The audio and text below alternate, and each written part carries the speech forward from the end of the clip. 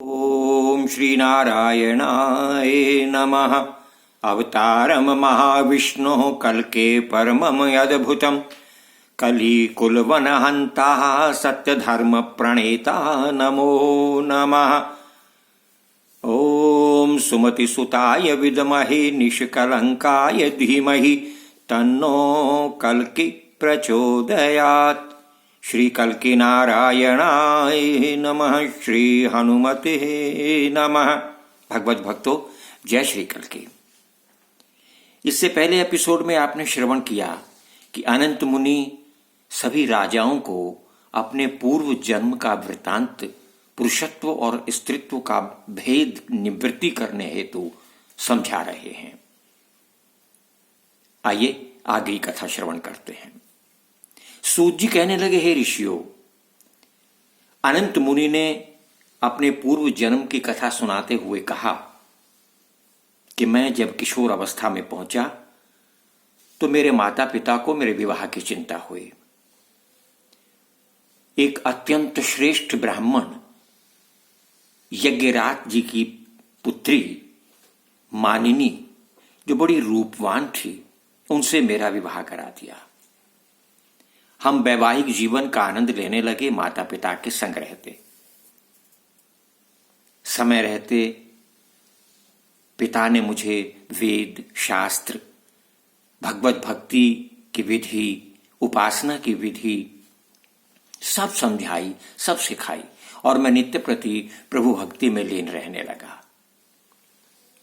समय व्यतीत हुआ, मेरे माता पिता दोनों देह त्याग करके गोलोकवासी हुए। मैं बड़ा दुखी हुआ। माता पिता के वियोग के कारण अचानक मेरा मन विचलित हो गया।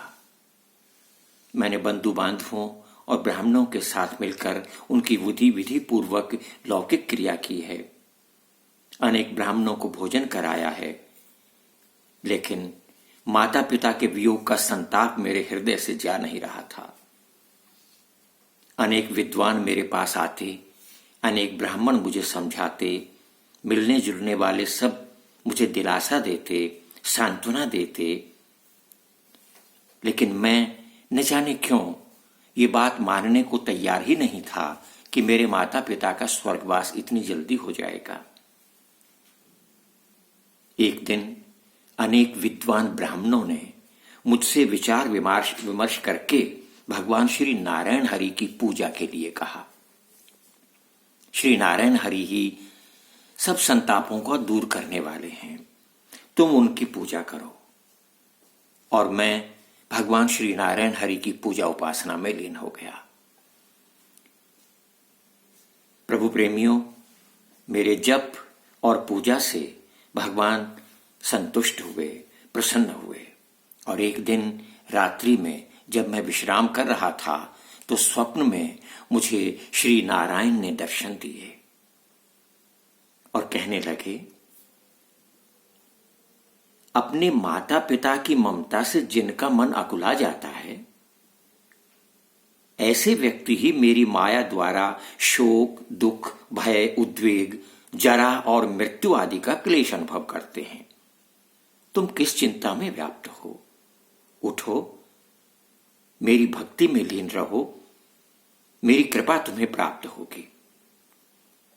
मैं भगवान के इस वचन को सुनकर स्वप्न में ही प्रतिवाद करने को तैयार हुआ हूं, और ज्यों ही उठ करके बोलने को तैयार हुआ त्यों ही प्रभु अंतर ध्यान हो गए हैं।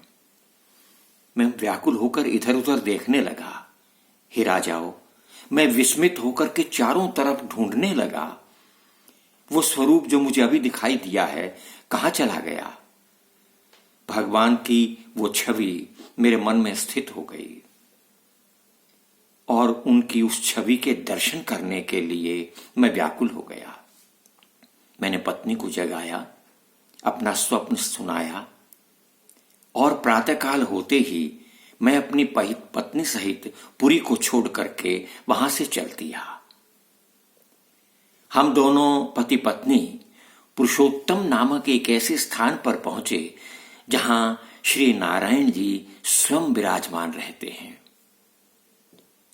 उस पुरुषोत्तम क्षेत्र के दक्षिण भाग में मैंने अपने पत्नी सहित एक छोटा सा विश्राम गृह बनाया। अपने कुछ बंधु बांधवों सहित नारायण की सेवा करने लगा। मेरे पास कुछ और लोग आने लगे। सब भगवान श्री नारायण की उपासना में लीन रहने लगे। लेकिन मैं भगवान की सेवा करते करते मन में एक ही अभिलाषा पाले रहता था कि मैंने जो रूप स्वप्ने में देखा है वो रूप मुझे दर्शन दें। उस रूप में श्री नारायण हरि मुझे दर्शन दें। जिस माया का वर्णन भगवान ने सपने में किया है कि ये सब माया है, मैं वो माया कैसे देखूं?